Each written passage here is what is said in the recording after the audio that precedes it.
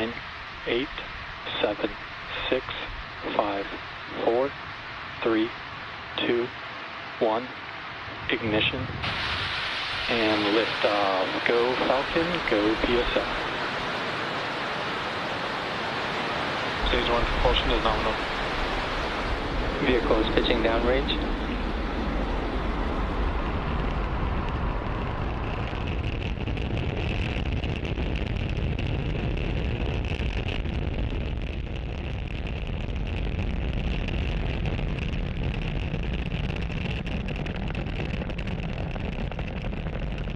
That incredible view means that Falcon 9 has successfully lifted off from pad 40.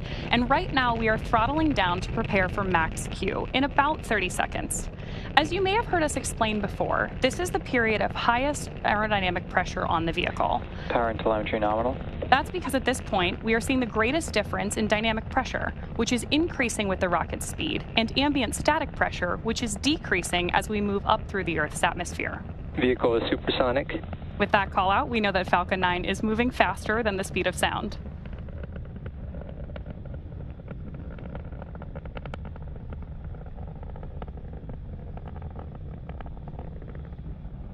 Max Q. With confirmation that we've passed through max Q, we have 3 events coming up in quick succession, starting with main engine cutoff, stage separation, SES-1, or second engine start 1. Main engine cutoff, or MECO for short, is where all 9 Merlin 1D engines will shut off to slow down the vehicle in preparation for the next event, stage separation, or stage sep for short. That's where the first stage booster will separate from the second stage. Right after stage sep, the first stage will start its journey back to Earth, targeting a landing on our drone ship, a shortfall of Gravitas, which is currently stationed in the Atlantic Ocean, about 680 kilometers downrange. Now, during that time, Stage 2 will continue on its journey to space with the third event, Second Engine Start 1, or SES-1 on the nets, and this is where the single MVAC engine will ignite to propel the second stage along with the PSN Satria payload to orbit. In addition to these 3 major events, the fairing halves will also separate less than a minute after SES-1, so keep an eye out for all of those coming up in about 10 seconds.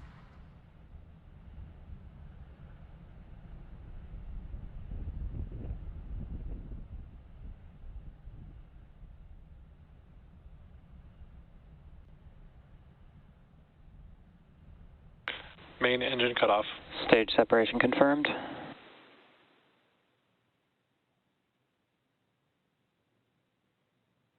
MVAC startup. So you heard the callouts there, and you can see on your screen in this great dual view that we have that the MVAC engine on our second stage has ignited. Now, this is the first of 2 second stage burns that we're tracking for this mission. And the first stage on the left-hand side of your screen is coming back to land on our drone ship, a shortfall of Gravitas. Now, we are also expecting fairing deployment. Both vehicles are on nominal trajectories. With that, we know that both vehicles are headed in the right direction. And as I was describing earlier, we are expecting fairing separation in just about 5 seconds.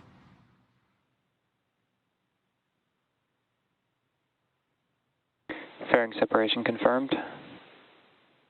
As some of you mentioned earlier, reusability is part of our secret sauce here at SpaceX. So with that confirmation of fairing separation, we know that both of those are coming home again. The first, or one of them, is flying Acquisition of signal Bermuda. for the 7th time, and the other for its 9th.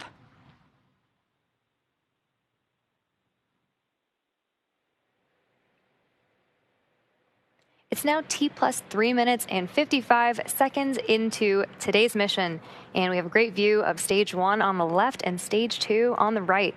In order to complete today's landing, the first stage has 2 more burns left. Next up will be the entry burn, where 3 of the Merlin engines on the first stage will reignite, and this will help slow down the F9 first stage as it re-enters the upper part of the Earth's atmosphere. That entry burn should start in about 2-ish minutes from now and will last about 20 seconds.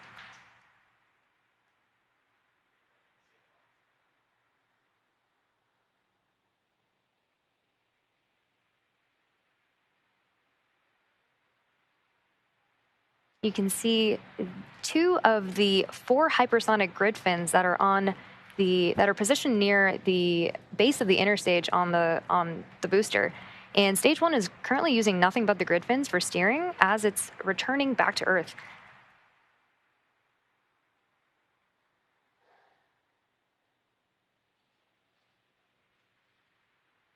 You can also see those little puffs of gas. Those are nitrogen gas bursts for attitude control, and they also help orient the rocket on its way back down.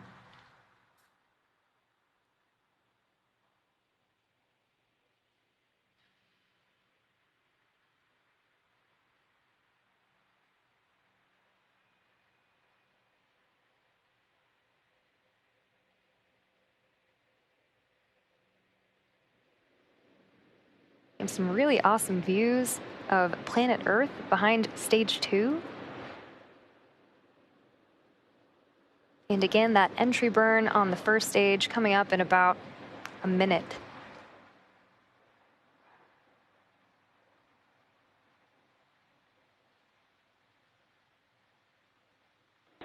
Both vehicles are on nominal trajectories.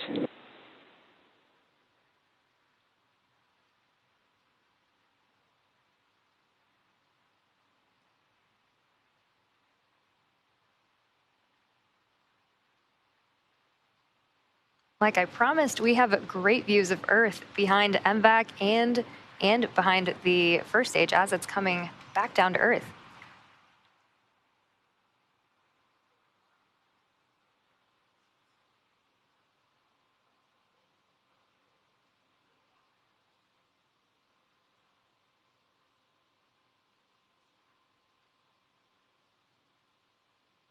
Stage 1 entry burn startup.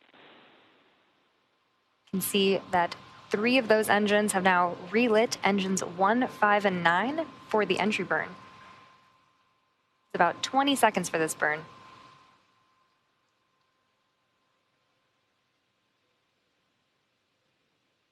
Stage 1 entry burn shutdown. Now, with confirmation of entry burn shutdown, we have one last burn before the first stage attempts to land on our drone ship, and Stage 1 FTS has saved. and that is the landing burn. During the first stage landing burn, a single Merlin engine, E9, will relight and slow the vehicle down for its landing attempt on our drone ship, a shortfall of gravitas. As a reminder, the booster supporting today's mission has now flown for its 12th time, having previously supported CRS-22, Crew 3 and Crew 4, Turksat 5B, CRS-25, Eutelsat Hotbird 13G, O3B mPOWER, and 4 Starlink missions.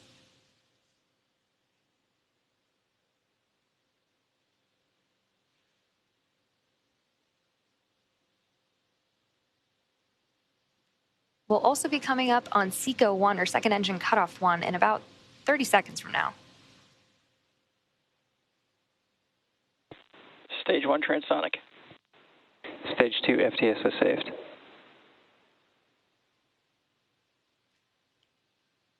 can see that MVAC continuing to glow bright orange until SECO 1.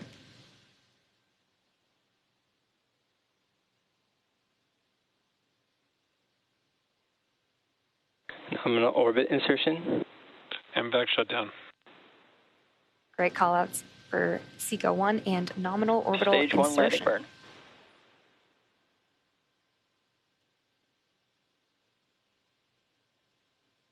Expected loss of signal, Cape Canaveral.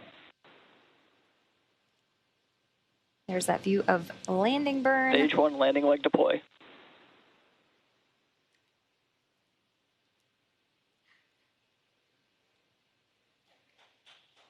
And a great view of landing.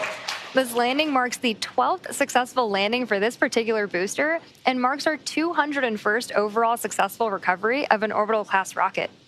In addition to landing with confirmation of successful second engine cutoff and good orbit, we are going into a coast phase up until the second relight of our MVAC engine on the second stage, which will be followed by payload deploy. Till then, sit tight and we'll see you back here at the T+27 minute mark.